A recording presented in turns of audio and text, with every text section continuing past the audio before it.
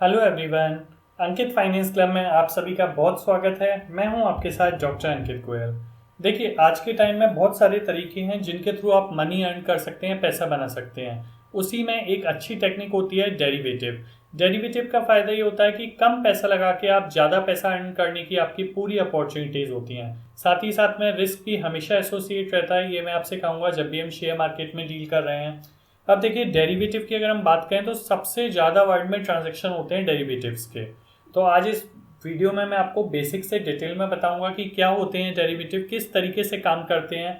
बहुत बेसिक से बहुत सारे एग्जाम्पल लेके मैं आपको समझाने वाला हूं। और आगे के वीडियोस में इसी सीरीज में डेरिवेटिव कितने टाइप्स के होते हैं, किस तरीके से आप प्रैक्टिकली काम करते हैं डेरिवेटिव में, कैसे आप इसके कॉन्ट्रैक्ट में डील करेंगे, ये सारी चीज़ें मैं बताऊंगा।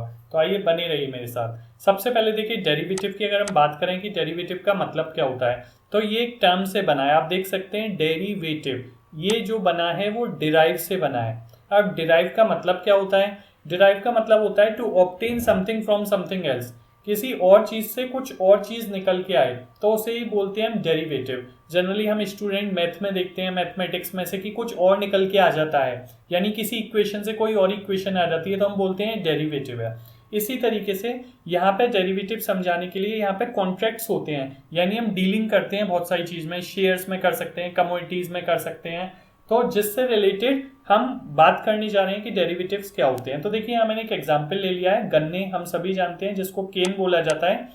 केन से क्या डिराइव होता है, क्या निकल के आता है? Sugar, right. तो शुगर जो यहाँ पे है, शुगर को हम क्या बोल सकते हैं? शुगर एक डेरिवेटिव प्रोडक्ट है, राइट। यानी ये डिराइव हुआ है। और किससे डिराइव हुआ है? केन से। तो जिससे ड्राइव होता है उसको हम बोलते हैं अंडरलाइन। तो ये दो तीन टर्म है जो मैं आपको चाहूंगा कि आपको याद होने चाहिए, इससे आपको इजीली समझ में आएगा। तो ये आपकी होती है अंडरलाइन असेट, यानी जिस चीज से प्रोड्यूस हो रहा है, जिस चीज से निकल रहा है, जिससे डिराइव हो रहा है, उसको बोलते हैं अंडरलाइंग असेट। और जो डिराइव होता है उसे बोलते हैं डेरिवेटिव। एक एग्जांपल और लेता हूं मैं। सपोज कर लीजिए हमारे पास वुड है, लकड़ी है, राइट। तो ये लकड़ी आपकी क्या होगी? ये लकड़ी होगी आपकी अंडरलाइंग असेट। और लकड़ी से हमने सपोज कर लीजिए चेयर बनाई है, तो चेयर आपकी क्या हो जाएगी? चेयर आपकी हो जाएगी डेरिवेटिव। अब हम ये क्यों समझ रहे हैं कि अंडरलाइंग एसेट क्या है और डेरिवेटिव क्या है? देखिए, डेरिवेटिव के प्राइसेस का इम्पैक्ट जो आता है वो आता है अंडरलाइंग एसेट की वजह से। सपोज कर लीजिए कि मैं आपसे कहूं कि गन्ना है, जो शुगर है, इसके प्राइसेस इंक्रीज हो जाते हैं। सपोज कर लीजिए फसल अच्छी नहीं होती या किसी भी रीजन से गन्ने के प्राइस इंक्रीज हो जाते हैं, तो शुगर के प्राइस क्या होंगे? इंक्रीज होंगे, शुगर के भी प्राइसेस। और गन्ने के प्राइसेस अगर सपोज कर लीजिए डिक्रीज हो जाते हैं, तो शुगर के प्राइसेस भी क्या हो जाएंगे? डिक्रीज। यानी कि डेरिवेटिव के जो प्रोडक्ट है उसके प्राइसेस इंपैक्ट होते हैं अंडरलाइंग एसेट की वजह से। ये बेसिक कंसेप्ट आपको समझ में आया होगा।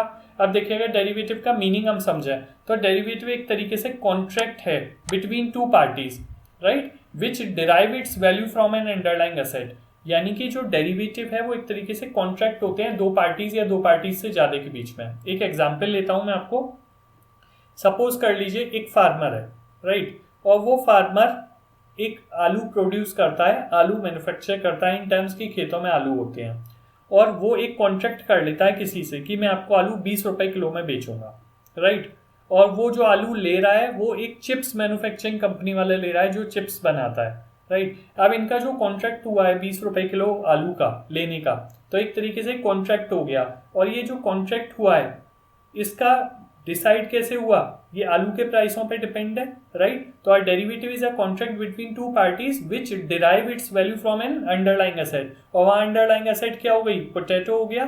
वहीं अगर हम शुगर की बात करें, शुगर वाला अगर कॉन्ट्रैक्ट करे फार्मर्स, जो कि क्या प्रोड्यूस कर रहा है? केन, गन्ना प्रोड्यूस कर रहा है, तो इसकी अंडरलाइंग एसेट क्या हो गई? गन्ना हो गया। ठीक है, अभी हम आगे बात करेंगे किस तरीके से कॉन्ट्रैक्ट होते हैं और कैसे किसको फायदा नुकसान होता है। अब देखिए, वो तो मैंने आपको कमोडिटी की बात की थी। अब अंडरलाइंग एसेट कुछ भी हो सकती है। स्टॉक भी हो सकती है, शेयर भी हो सकता है, इंडेक्स भी हो सकता है, करेंसी भी हो सकती है, कमोडिटी भी हो सकती है, इंटरेस्ट भी हो सकती है। तो जो भी कॉन्ट्रैक्ट होगा, डेरिवेटिव जो कॉन्ट्रैक्ट होगा, उसके अंडरलाइंग एसेट इनमें से कोई भी हो सकती है। और इस कॉन्ट्रैक्ट के प्राइसेस अप या डाउन किसके बेस पे होंगे? जो आपके अंडरलाइंग एसेट के प्राइसेस डाउन या अप हो रहे हैं उसके बेस पर डेरिवेटिव कॉन्ट्रैक्ट के प्राइस अप या डाउन होंगे। एक एग्जाम्पल मैं आपको देता हूँ, उससे आपको शायद समझ में आएगा किस तरीके कॉन्ट्रैक्ट होते हैं। एक सपोज कर लीजिए चिप्स मैन्युफैक्चरर है, राइट, वही चिप्स मैन्युफैक्चरर का ओनर है और इसको चिप्स बनाने के लिए क्या चाहिए होंगे, पोटैटो चाहिए होंगे, राइट। अब ये पोटैटो तो नहीं बनाएगा, पोटैटो कौन बनाएगा, फार्मर्स। तो ये सपोज कर लीजिए फार्मर है और ये पोटैटो प्रोड्यूस करता है। अब ये दोनों आपस में कॉन्ट्रैक्ट कर लेते हैं, ये मैं लिख देता हूँ, ये आपस में कॉन्ट्रैक्ट कर लेते हैं। मैं एक एग्जांपल दे रहा हूँ किस तरीके से काम करता है डेरिवेटिव। ये कॉन्ट्रैक्ट क्या कर लेते हैं, सपोज कर लीजिए आलू के रेट 10 रुपीज़ पर केजी चल रहे हैं, तो इन्होंने कॉन्ट्रैक्ट कर लिए कि फार्मर 10 रुपीज़ पर केजी में पोटैटो ओनर को सप्लाई करेगा, और कितना सप्लाई करेगा, 100 केजी, ठीक है, 100 किलो आलू सप्लाई करेगा। ये अब इन्होंने कॉन्ट्रैक्ट कर लिया कि आफ्टर 2 मंथ्स, यहाँ पे हम टाइम भी लिख देते हैं कि 2 महीने बाद ये सप्लाई करेगा।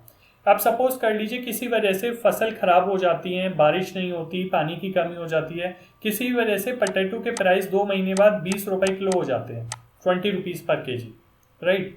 पर जो ओनर है चिप्स का ओनर, उसने कितने में डिसाइड कर लिया था, 10 रुपीज़ पर केजी में, तो उसे 10 रुपीज़ पर केजी में ही मिलेंगे, तो ओनर को यहाँ फायदा हो गया, राइट, फार्मर को लॉस हो गया। अपोजिट सोचिए, अगर पोटैटो बहुत ज़्यादा प्रोड्यूस हो जाते, सपोज कर लीजिए, और पोटैटो का रेट हो जाता है 6 रुपीज़ पर केजी, पर ओनर को कितने में लेना पड़ता, 10 रुपीज़ में लेना पड़ता, और यहाँ फार्मर को फायदा हो जाता। तो अभी इसमें भी बहुत सारे तरीके हैं कि ओनर भी मना कर सकता था, अगर प्राइसेस बढ़ जाते या प्राइसेस कम हो जाते तो फार्मर भी मना कर सकता था मुझे कॉन्ट्रैक्ट कैंसिल करना है। तो किस तरीके से ये होते हैं, ये सारी चीज़ें हम आगे अभी बात करने वाले हैं आगे के वीडियोस में।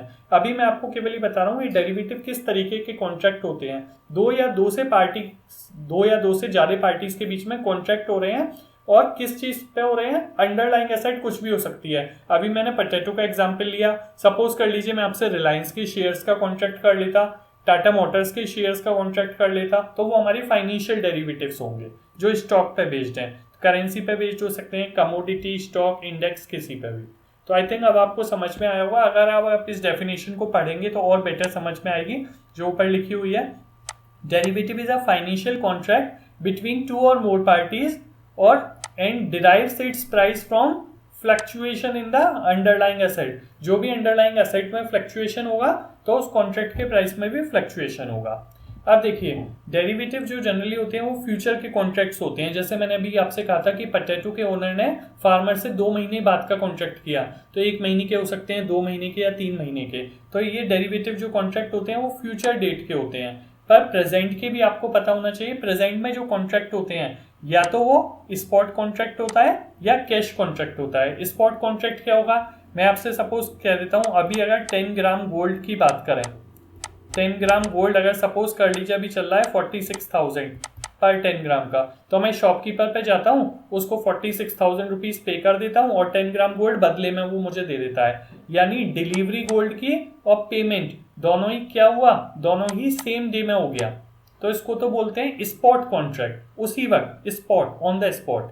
अच्छा, कैश कॉन्ट्रैक्ट होता है। Cash contract generally spot contract ही माना जाता है, कभी कभी ये सिनोनिम भी माने जाते हैं, पर थोड़ा सा इनमें डिफरेंस होता है।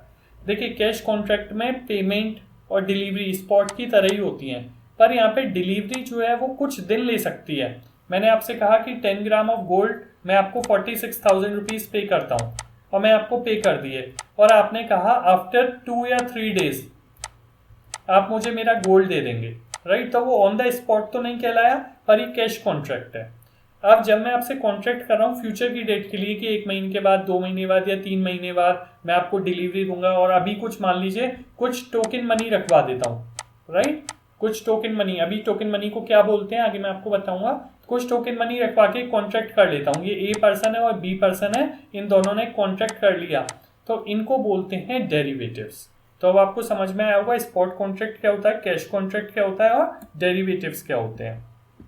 अब डेरिवेटिव्स अगर इंडिया की बात करें तो देखिए 2 तरीके से हो सकते हैं डेरिवेटिव। एक तो 2 पार्टी आपस में ही कॉन्ट्रैक्ट करना है without involvement of any other party, right, तो इसको बोलते हैं ओवर द काउंटर। अगर सपोज कर लीजिए एक ए पार्टी है और एक बी पार्टी है, ये डायरेक्ट डीलिंग कर रहे हैं, राइट, तो इसे बोलते हैं ओवर द काउंटर। पर इंडिया में ये इलीगल है और परमिटेड नहीं है, आप डायरेक्टली नहीं कर सकते हैं सेल्फ में।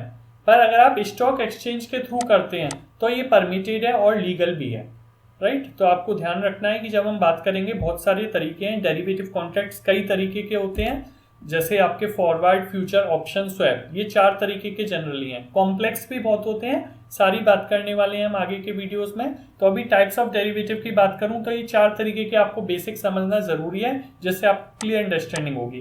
पहला है फॉरवर्ड, सेकंड है आपका फ्यूचर, थर्ड है आपका ऑप्शन और फोर्थ है आपका स्वैप, राइट। अब फॉरवर्ड, फ्यूचर, ऑप्शन, स्वैप क्या होते हैं? जैसे मैंने अभी आपको जो एग्जांपल दिया था कि पोटैटो का फार्मर ने चिप्स ओनर से कॉन्ट्रैक्ट किया, ठीक है। अब वो अगर ऑब्लिगेशन होगा तो वो फ्यूचर कहलाएगा, वो अगर राइट होगा, मतलब आप चाहें तो कैंसिल भी कर सकते हैं, वो ऑप्शन में आता है, कॉल ऑप्शन और पुट ऑप्शन। तो क्या होते हैं कॉल ऑप्शन, पुट ऑप्शन, किस तरीके से फ्यूचर से डिफर होता है, ये सारी ही बातें हम आगे के वीडियोस में करेंगे। तो हमारा चैनल अंकित फाइनेंस क्लब सब्सक्राइब नहीं किया हो तो आप सब्सक्राइब कर सकते हैं, साथ ही साथ बेल आइकन जरूर प्रेस करिएगा, क्योंकि डेरिवेटिव्स की पूरी सीरीज में बताने वाला हूं और प्रैक्टिकली एग्जाम्पल लेके किस तरीके से कॉन्ट्रैक्ट होते हैं, कैसे प्राइस डिसाइड होते हैं, वो सारी ही चीजें हम बात करेंगे। तो बने रहिए हमारे चैनल में। Thank you.